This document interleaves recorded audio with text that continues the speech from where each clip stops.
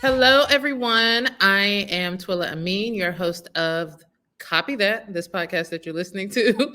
And today I have my friend Monet over here with the associate producer. You see who she is. Hey, How are you, Monet? I'm good. How about yourself? Oh, I'm good. I'm good. I'm This is going to be a great conversation. One, because I think we always have fun, silly conversations when we're together. Yes. Um, we haven't caught up in a while, but I feel like we can always pick up where we left off, and it's always great. But also, you're doing like you've worked on some pretty big shows. We'll get into it. All while being based on the East Coast in Maryland. Maryland. Gotta Merle. say Merlin. Yes. PG County at that. PG County. Don't get it twisted. And so, like, I just, like that part of your career is always like, how is she able to move the way she's moving? And how can people be like you? You know what I mean? Yeah. So, um, just to get into it, tell us a little bit about yourself and, what inspired you to get into this industry. Honest answer. This started when I was in elementary school. Okay. You know how like schools have the morning news or the morning announcements, I guess we should say. Uh-huh. In my elementary school, instead of doing it on the the PA system, we had one camera, like them like a little old them VHS cameras, like them big bulky, Yeah. and we would pre-shoot it. I don't know, maybe like 20 minutes before the announcements had to be made, and then they would just go out. So I don't even know how it happened, honestly. Okay, y'all are fancy. But figure fourth, fifth grade at elementary school. I don't know how it actually went out. And then we'll go out to the whole school. And then my middle school actually had a TV studio. Oh, wow. Like, we had a 3-camera setup, like audio, lighting, we had it all. And like every week you would rotate positions. So, one day you might have been just the camera operator, and next day you were actually the anchor, or you did the special reporting. Special reporting was just letting everyone know what lunch was. So I honestly thought I was going to go into journalism. Like I went to college going into communications as my major, mass comm or whatever it was for my major. I honestly don't remember what it was called now. Doing journalism, and I was just like, this news is kind of sad. A little bit. And it's very like you have to be a certain way, like you have to pronounce words a certain way and you have to talk a certain way. And I was just like, that's not me. But I still love the industry so much. So I decided to go behind the scenes and to see what that was going to be about. So I got my degree literally in television and film production. Dope. That's what I'm at. Let me find out. I mean, I know PG County got good schools and all, but y'all had like the studios and the and honestly, my high school didn't have it. The high school I could have went to had it. And I could have went to the high school for that program, and also because I played basketball and they wanted me to come play basketball. But from where I lived to it's Eleanor Roosevelt High School. I went to Oxon Hill High School, same high school as Taraji P. Henson, by the way. I went to Oxon Hill and Eleanor Roosevelt, which is another good school in the county. They actually have a TV studio as well, but it was just the distance to do it was too much for me. So just went to Oxon Hill, and I'm still doing what I love. So still doing. Yeah. That's really good, because I think it's important. Like you'll see a pattern in certain people, like if they were introduced to this thing early and then they had access at an early age and how it's just able to grow, or even like you probably would have never thought of television outside being, having that access to it, and then that just kind of guided you as you went. Yeah. So you went to Towson? Towson, yeah. No in between. I knew that though. I knew that. Towson. You say Towson because people who don't know do say Towson because of how it's spelled. Oh, okay. So yeah, it's a college in Maryland. It's the second largest school behind College Park in the state. Oh wow. And they have a great program there, which is where I got it from. But and the crazy thing is, I didn't even take advantage of all the benefits there. Like I didn't work in the TV studio there because I actually had to work when I was in school. So being able to do like that was considered like that extracurricular stuff. Right. I couldn't do it because I'm like, I have classes and I'm working. I couldn't do that stuff. But they still had a great program that worked out for me. That's great. So did you just right after graduation just hop into like what was your path? My path kind of slightly changed. Like when I graduated, because I lived in Maryland, there are things to do here. Like there are live events, there's news, there's like CNN is here. Mhm. But again, I didn't really want to do journalism. Right. So when I graduated, I couldn't really find a job in production, and my dad's a dentist. So I went and worked for him for a few, gosh, I think it was almost 2 years. Okay. But off and on, I was still doing production work. Okay. So like actually when I was in college, I had my internship at BET. So that's when I started doing like Bobby Jones Gospel, Mhm. BET Awards. I was still able to do that stuff because, Bobby Jones Gospel was only in the summertime. BET Awards is just a week out the year. And then other events that come to DC, like National Christmas Tree Lighting, Mhm. or the Library of Congress, which is the Gershwin Prize for popular songs. So every year, the Library of Congress they induct a song into them. So yeah, that's Okay. yeah. But I went into dentistry, like I was it. I mean, I'm in there assisting my dad. Like I'm probably even shouldn't say this. My dad had me doing stuff I wasn't like qualified to do. But like, I mean, I was like, I was ready to change careers. I was like, yo, this Yeah. is like dentistry is my thing. He even took me to so he went to University of Maryland Dental School. He took me up there. I met with the dean of admissions. I'm like, I'm ready You're to about be. to be a dentist. I was ready. And Wow. but then they hit me with, well, you have to go back to school for another 2 years. And I said, no. Done. No, Do it. no, thank you. Wow. So I was like, I got to figure out how to get this degree back to work. And Yeah. I yeah, mean, and I think that's like a pretty much a common thing I've heard with people, and even from my experience in my personal life, like I had to go away from the industry for a little bit. yeah. And, I think I took like a 5-year detour or whatever, and I came back.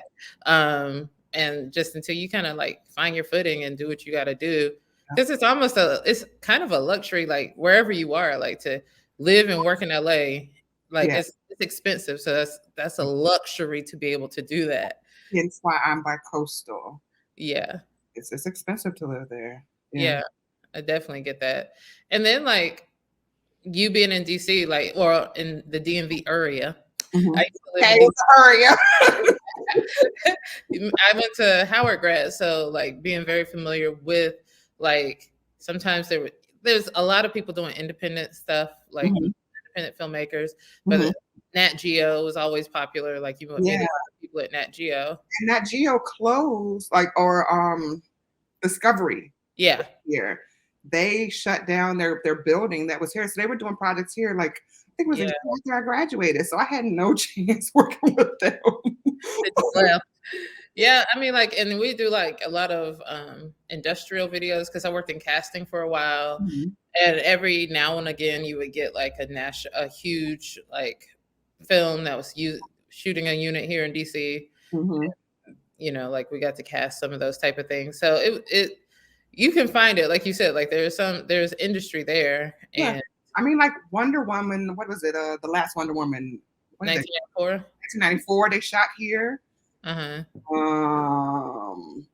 Oh my gosh! Now I Step can't. Up back in the day. Yeah. Step Up not there. Yes. Yeah, yeah, Here actually did shoot in Baltimore, which is from where I am, 40 minutes away. yeah, So I mean, programs they come here. Like yeah, Maryland, DC is an area to be. yeah, yeah. And so you kind of have to find your tribe. Were you able to like, do you feel like network and keep up, kind of working while you're Yeah, there? yeah. The thing that worked in my favor is BT was here.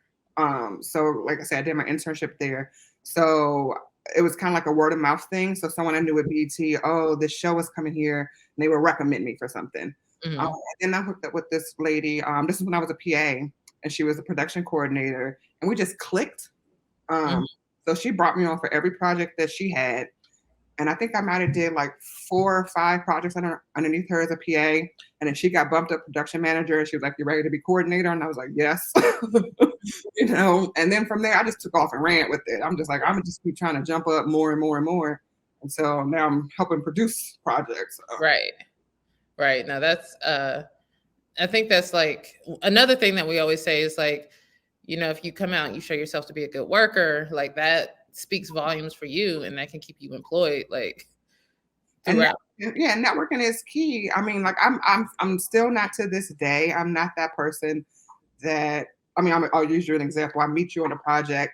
I'm not necessarily going to be like, hit you up or in a text or email afterwards. "Hey, Twilla, it was nice meeting with you. If you have anything in mind, hit me up." I don't do that necessarily, Right. but I try to make, while we're working together, I try to give you make myself known to you. So when you do come back to Maryland or even LA, you're like, "Oh, I gotta call this girl Monet. Like she was awesome at her job." And then we just keep going from there. Right. Absolutely. That's so key. It's funny because when we first met, I came on Family Reunion like halfway through the first season, and I feel like you were like, Stranger danger. Stranger danger. Your exact words. I am not afraid to admit I don't necessarily like meeting new people. I'm not that as much as I will love up on you once I know you, I like to meet you. It's just very strange to me. It's just an awkward thing to go through when you meet someone new. But you were just awesome, so I know we clicked. But I was still like, who are you? That was so funny to me because I tend to be, people don't believe me, but I'm more introverted than I am extroverted on any day. And so then I was like, I get you. I understand you, Monet. Yeah. I mean, when I'm out and about, especially work is completely different. I'm a totally different person at work than when I am if I'm out at a bar or even just at home. Like when I'm at work, I'm very outgoing. At home, I'm just like, Even at a bar, I'm like sitting there sipping my drink, like, look at these fools. Like, I'm not that person. Because it takes energy to like be that person at work and just when you get home and you're like, let me just recharge. That was a lot. Yeah. And then it's funny because I have to tell people sometimes who don't know me, they're like, sometimes people are like, when I first met you, I thought you were kind of mean. And because of how my face is, I'm like, well, I just said RBF, right? It's true. Like I'm such a great person, but I will sit there like, and it's not intentional. It's just my face. Right. I can't help it. I can't help it. I catch myself on like when we have Zoom meetings, especially like if they're network people on there, I'm like, okay, look alive. Because otherwise it's the most disinterested, like. Yeah. I mean, Kelly Park, great director, season 1 on Family Reunion. I'm not going to say who it was with though, but we were shooting and a note was given and my face was like, what? Like, and she tapped me on my thigh. She was like, giving me that mother tone. I'm like, fix your face. That's hilarious. Like, yep. Because I knew my face was like, this can't be a real note. Right. You're like, this can't be real. Oh my gosh. My face, I can't hide it sometimes. And I don't mean it, but it's I just can't. I remember like one of my first jobs out here, I was an assistant to somebody. And he said, I forget what he said, but my face must have said, he asked me to do something that I wasn't comfortable doing. Yeah. So I think it all showed on my face. I know it all showed on my face. And he was like, he just started laughing. He was like, you don't have a bit of sense. Yeah.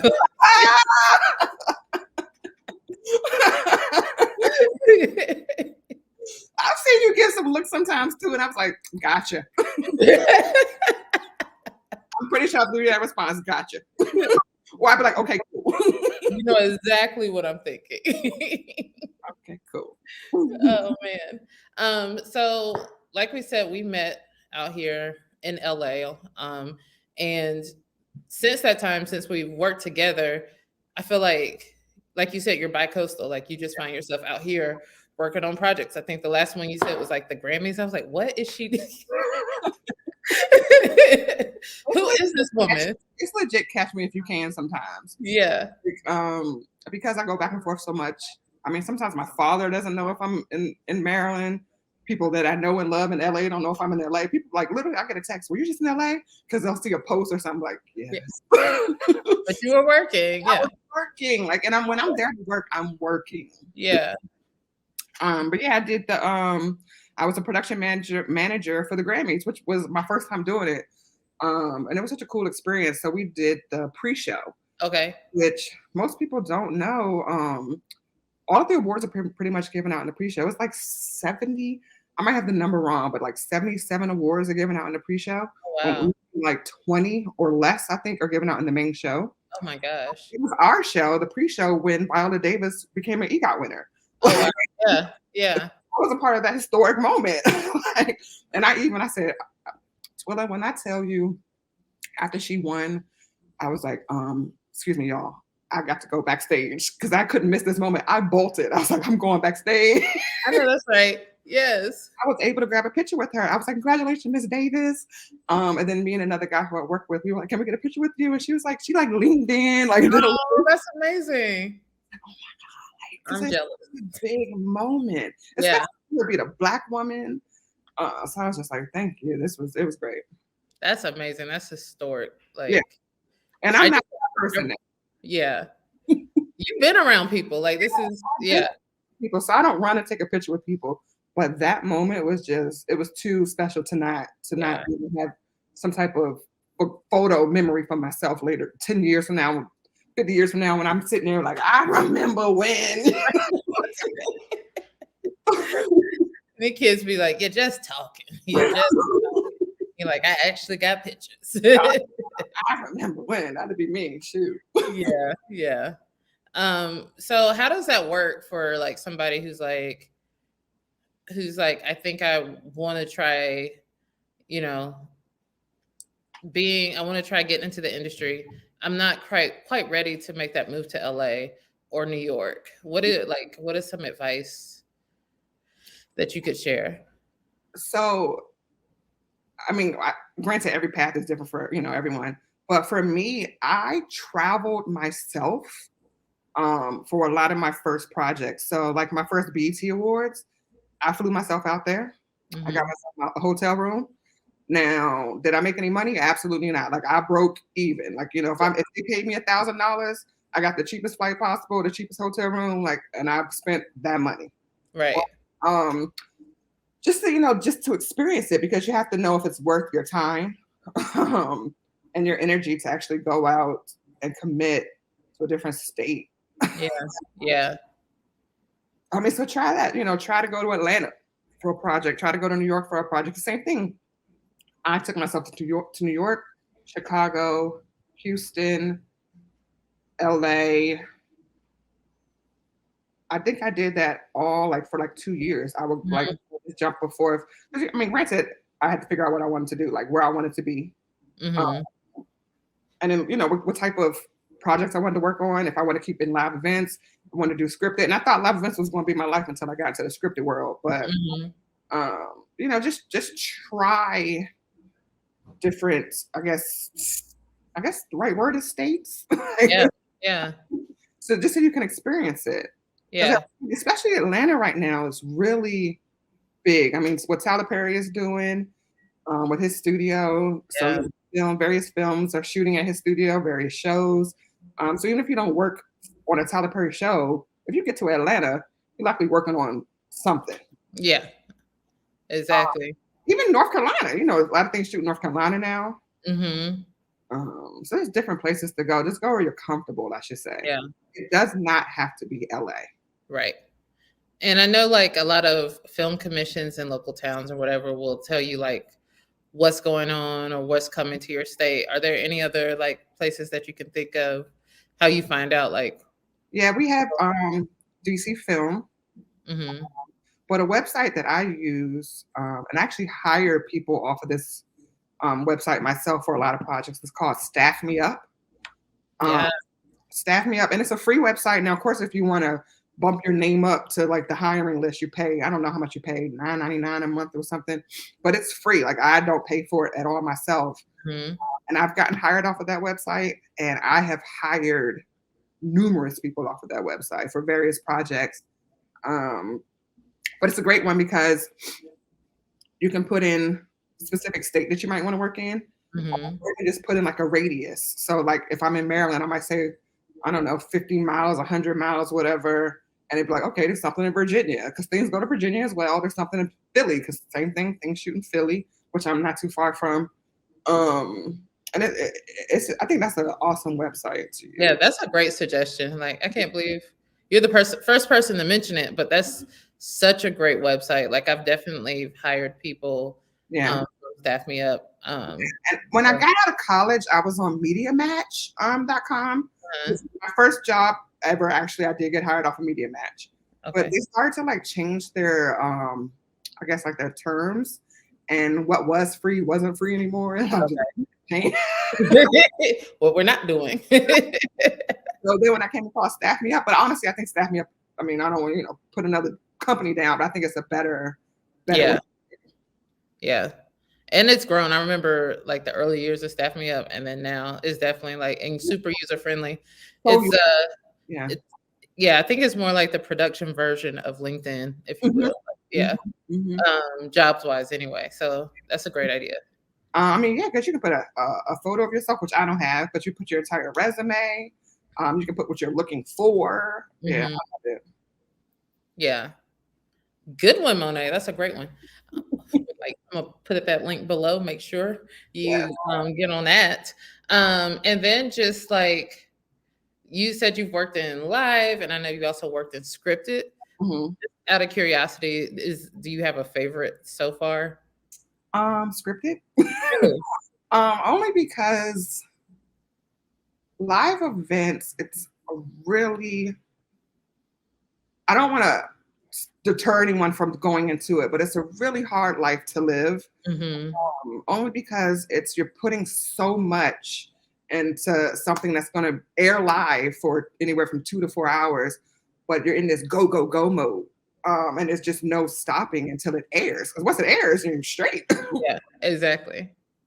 But I mean, it's just, I mean, I on some of my projects, I was doing 20-hour days, and I mean, when I tell you 20-hour days, Mhm. actually leave the venue, go to the hotel, shower, to be back at the venue, like because I wouldn't leave until 2, 3 in the morning, and have to Mm. be back at 7 in the morning.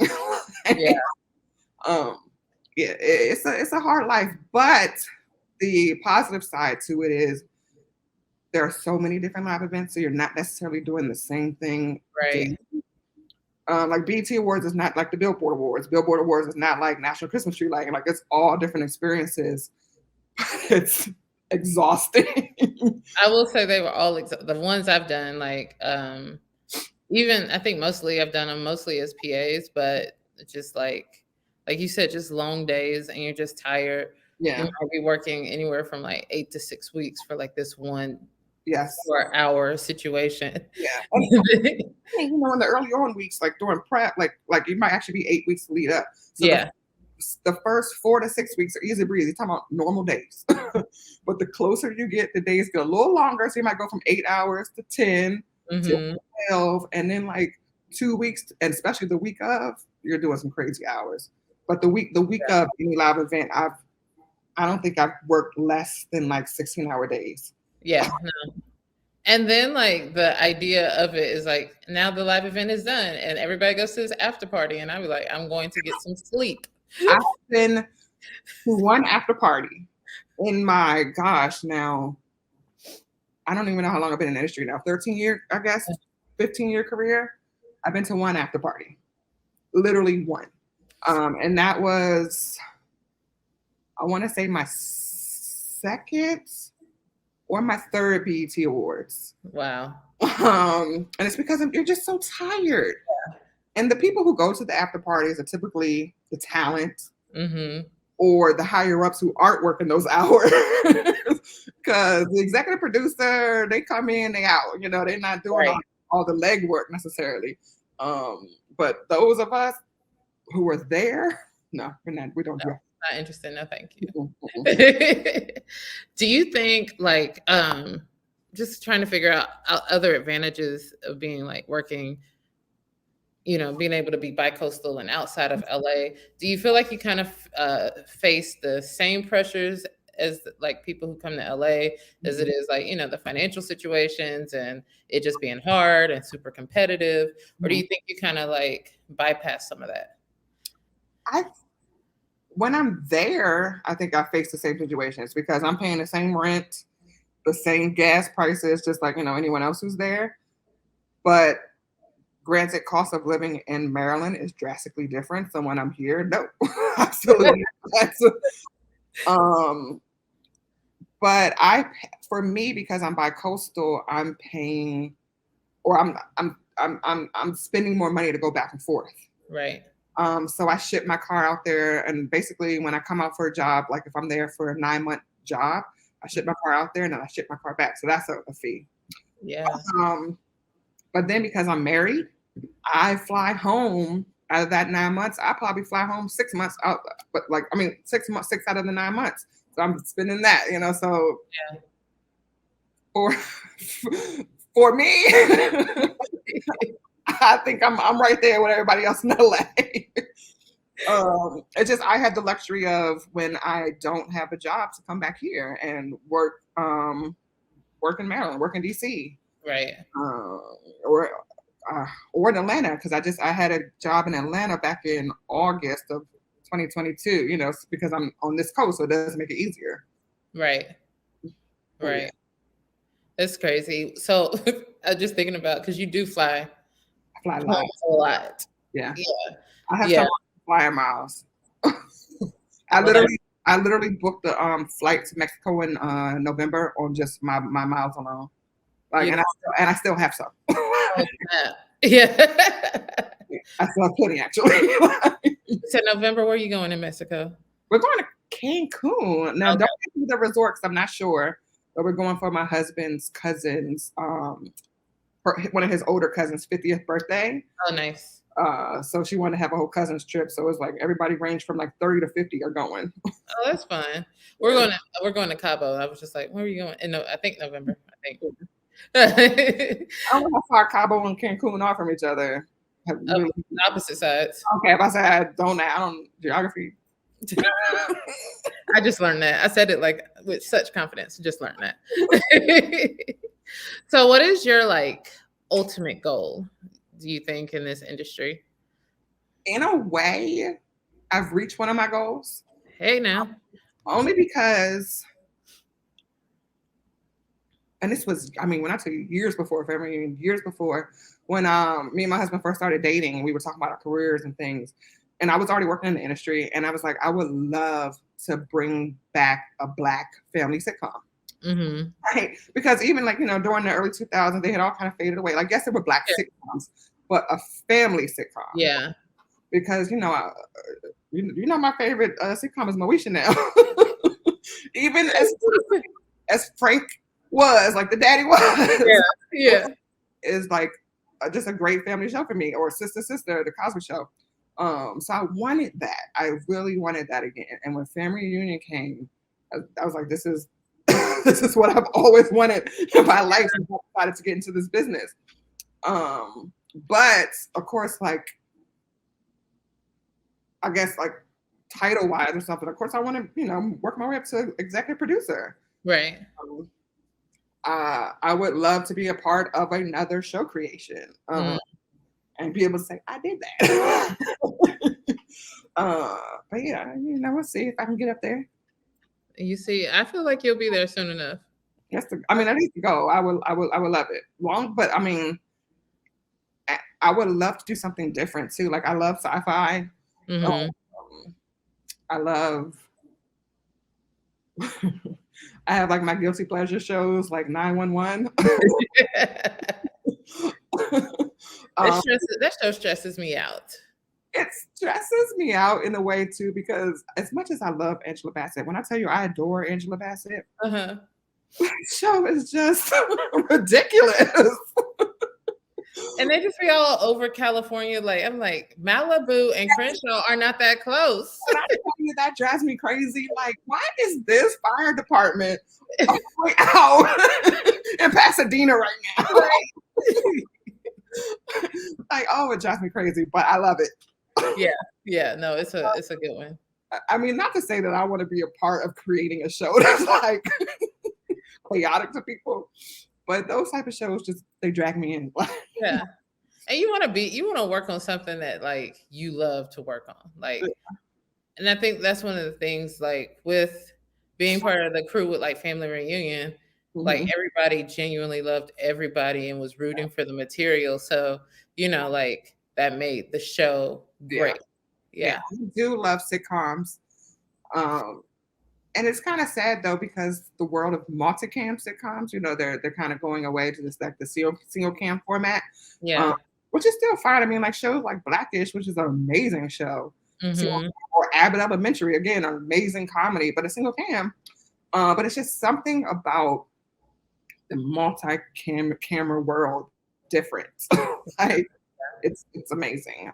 So hopefully I can be a part of like keeping that alive as well. Yeah. Sounds like you have a lot of goals. Would you ever hop into like features or docs or anything like that? Yeah.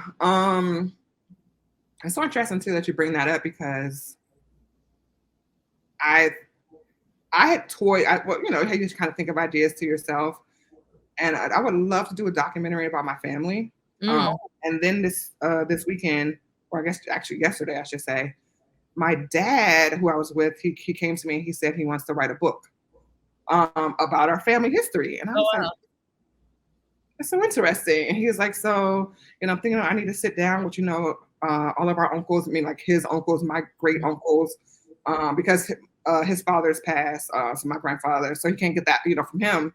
But he's like, because I wish I would have did it when Pop was alive, who was his dad. He said, and I want you to have this. I was like, well, now you set me up, and I'm gonna get this documentary now. But so I've definitely toyed with that. So I would love to do documentaries. Not just of course for my family, but I think there are just so many amazing stories to be told. Yeah. And to get it from the perspective of the person or persons who've lived it and who've been affected by something, I love it. Yeah.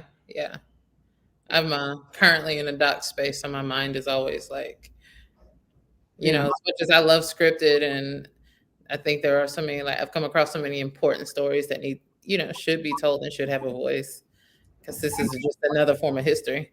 Yeah, it's like even like, and again, I don't want to keep it my family, but like even my husband, he's a middle school principal. And I've told him now for 3 years since he became a principal, I was like, you're going to get the job because you're a unicorn, right? Like to be a Black male in the education system, but to be a principal, it's rare. Yeah. So I would love to do something like that, like because I don't know if you ever saw it. It went viral not too long ago. It was like this tweet asking, "Can you remember the first what grade were you in when you had your first Black male teacher?"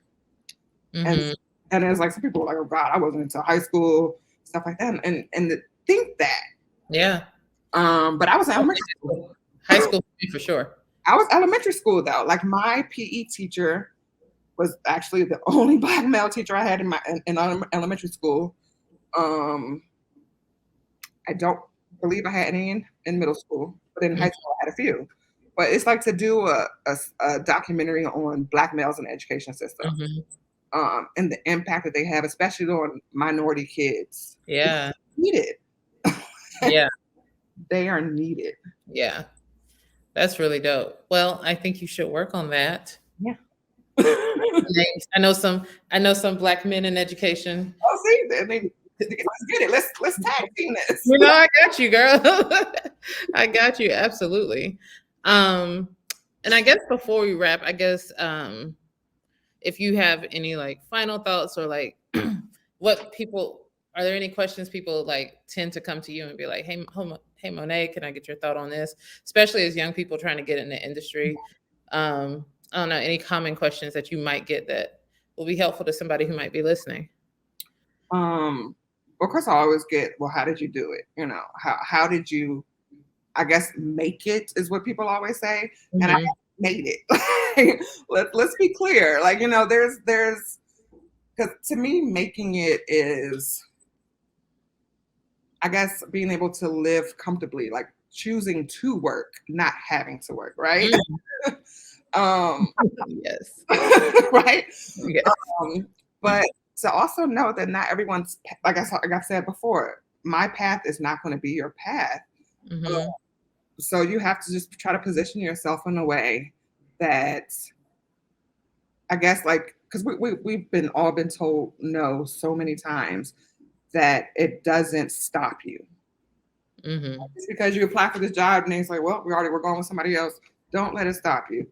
Go for the next one. And if you have to take a step back, if you're applying to I don't know, to work on a multicam show as a production coordinator, I'm like, well, we already have that position, but we do have a PA available. Don't be ashamed to take that job to get your foot in the door. Yeah. Because next season, like how you came in, because somebody had to leave, like, so next season someone may leave, but like, hey, we know you're here, we know you're ready, we're gonna bump you up. So you have to just Yeah. be willing, um, to not be ashamed of doing something that you think might be beneath you. Like, Right. if I had to be a PA right now, I would go be a PA. Long as long as the environment is right. Right. Right. And you have to, I think it's important because you do have to be strategic, especially like if you've never done this before, or you might produce like short indie films Yeah. a lot of times, but you might not have that same experience on a network show. Yeah. So, Which like, which was exactly my path. So, because Family Reunion was my first scripted show, Meg Deloach, who created the show, when she called me up to offer me a job on the show, she knew I was doing coordinating and management work. So our line producer at the time, she put me in contact, and he came back with me saying, well, yes, you have all these amazing credits, like you've been doing this for a while. However, your live events, being as a production coordinator, don't basically translate to what we do in the scripted world. mhm. He's like, so I can offer you a PA position. And I was like, cool. Like, Yeah. again, because I wasn't too proud. Like, I'm like, I'm not gonna say it, but like, I've actually already associate produced some jobs too. Like, I'm not Right. gonna do that. That's how I ended up being Meg's assistant on season 1. Because like I said, I wasn't too proud to not be. Right. And those positions, like Meg's assistant, is like you get to sit in on some meetings and you get to learn a lot. Yes, a lot. Like that's that's a great gig, even though, like that's one of the quickest ways to learn it so you can get back to that level you're used to. Yep. So, and then here's season 2, I was bumped up, Yeah. So, yeah. Yeah, absolutely. Well, Monet, before we hop off, Naya has been taking notes. Naya is our producer over here, Okay. and she's been taking notes on what we've discussed, mostly all the gems that you said, because you said a lot. I You hope I gave a wasn't lot. too fast, because I know I do a lot. We understand you, girl. We speak fast too. Okay, cool. So the first takeaway Mhm. that we have for today is networking is key. Mhm. And of course, like you said, that might not always look like sending a text after the job, hey, I enjoyed working with you, but just like taking the opportunity for people to know what you're about and Yeah. getting that job. And it's not always like going out and being at networking events. Like I think the working part is a big part of that networking. Yeah. Number 2, try out different states to determine where you want to live and work. There are industry opportunities in Georgia, North Carolina, Maryland. You said, Philly, New York. New York, Virginia. Mhm. So, where else? Texas. Texas. Yeah, New Orleans. There's Yeah. everywhere. If this is something you want to do, you can definitely get started where you are. And that leads us to takeaway number 3, where you should use Staff Me Up. It's a helpful, user-friendly resource to find production jobs. Mhm. So if you're not quite sure where to start or how to find jobs in the industry where you are, hop on Staff Me Up, and I'm pretty sure you'll be able to find something. Yeah. Yeah. Number 4, this is really important. everyone's path is different. So be willing to do something that might seem beneath you. You never know where it's going to take you. Yeah. And number 5, don't let no stop you. That's just a test. That's just a word. I mean, but that's through like any career path, you know? Like, just don't let it stop you. Yeah. If, like that no might not be like, not this time, or, maybe not this way, but then you keep going and like, I think that's the biggest part of this industry, because you get a lot of rejections, whether you're a writer, an actor, production coordinator, whatever it is, you're going to hear no. Yes. Yeah. Anyone in this industry, especially if you're in that creative position, you're going to be told no more times than you're not. Like, it's without a doubt. Only people who probably aren't told no are transpo. Exactly. And they might be told no because maybe whatever quote they're giving is too high. There you go. But every position in this industry, you're going to be shot down more times than you aren't. Yeah. And don't take it personal. Like, it doesn't reflect on who you are as a person. Not at all. Yeah. Yeah. Girl, I'm so glad we got to catch up. This is likewise. This has been I've been harassing Monet. Hey, when are you in LA? We need to talk. I need you on my podcast. Well, I told you what happened last time I was in LA. And that's what I'm saying, though, because that's not even me. Right. It got you, though. It got you. Yeah, no, but no, I'm really grateful you came on, because, like I said, there's so many people outside of LA who wants to work in this industry and have no clue how to do it. And you're just like proof that it can be done. Yeah. Yeah. Oh, but the last thing I will say is, once you do network, so once you are in this industry, hold on to people like yourself, right? So once you make those friends and make those connections, don't let them go. Like, send a text like you do, or send a text like I do. Just checking in. Yeah, as people. Yes. Literally as people. Yeah. Some of my writer friends just, hey, just checking in, just making sure you're okay. Yeah. Like, don't let those people go. Yeah. Yeah. And because like you said, like, beyond networking, just being able to tap into like good people and real people, like, it just, that goes a long way.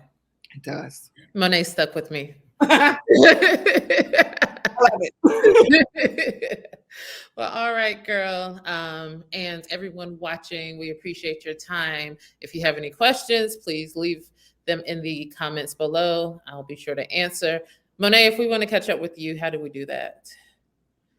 Oh, you mean like my socials? Oh. I mean, don't come for me, because I do post, but I don't post. But like, my Instagram is Monet0509. I do have Twitter, but I don't remember the last time I tweeted. Same handle, Monet0509. And then my Facebook was just Monet B, like literally how it is on the bottom, Monet B. But awesome. Don't put my social thinking you're about to see stuff, because it's a rare unicorn sighting when Monet pops up. People are like, oh, she's alive! Thank God. And as always, you can find me at Twilla Amin. Be sure to follow at Lactose ENT on Facebook, YouTube, where you're probably watching now. And also remember that you can listen to this podcast everywhere podcasts are available. Until next time. Peace.